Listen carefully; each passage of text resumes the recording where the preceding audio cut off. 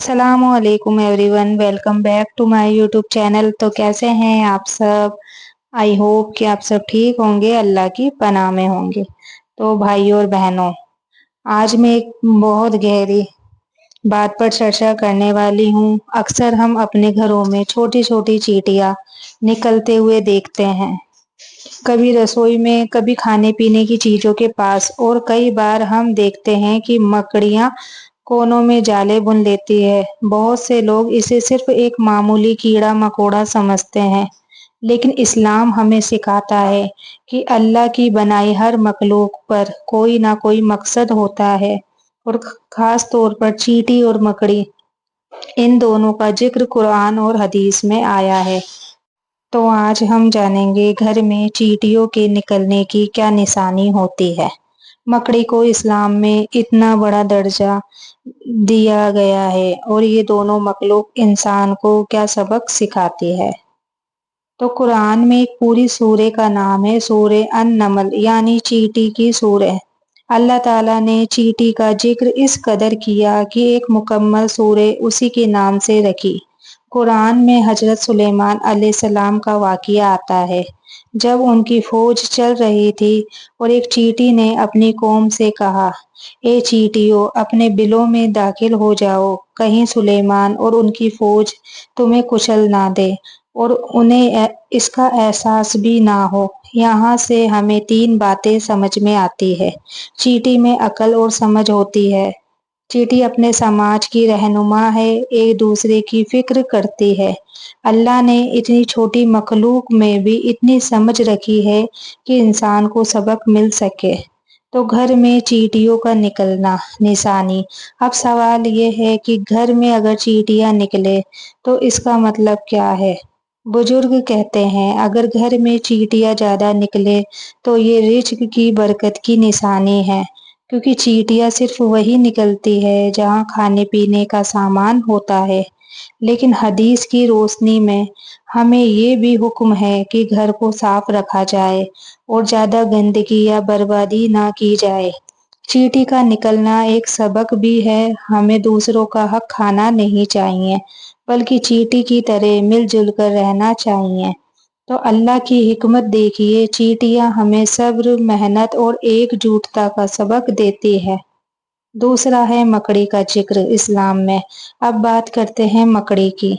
कुरान में एक पूरी सूरे का नाम है सूरे अल अंकबूत, यानी मकड़ी।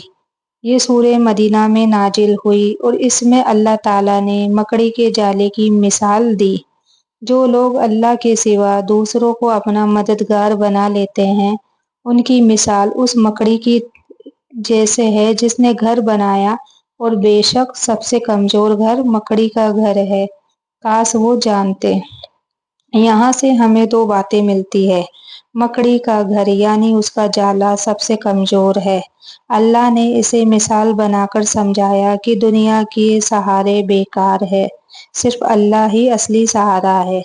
हिजरत का वाकिया और मकड़ी का बड़ा दर्जा। हिजरत का वाकिया बहुत मशहूर है। जब हजरत मोहम्मद सल्लल्लाहु ताला अलैहि वसल्लम और हजरत अबू बकर सिद्दीक गुफा थोर में छुपे हुए थे, तो काफिर पीछे पीछे पहुंच गए। उस वक्त अल्लाह ने एक मकड़ी को भेजा जिसने गुफा के दरवाजे पर जाला बुन दिया।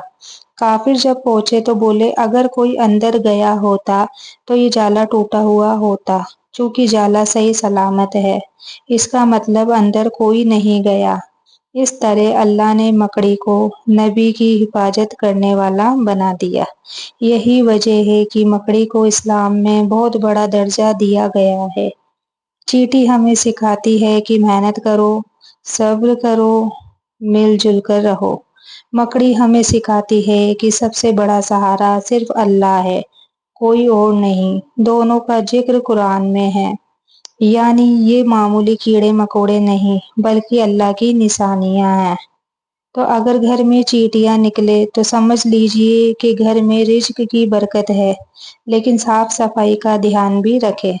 اگر مکڑی جالے بنا رہی ہے تو یہ سستی اور گندگی کی نشانی ہو سکتی ہے، لیکن ہمیں یہ یاد رکھنا چاہیے کہ مکڑی کا نام اس واقعے سے جڑا ہے جب اس نے نبی صلی اللہ تعالی علیہ وسلم کی حفاظت کی تھی۔ اس لیے چیونٹی اور مکڑی کو فالتو سمجھ کر مارنا صحیح نہیں۔ اللہ نے ہر مخلوق کو کسی مقصد سے پیدا کیا ہے۔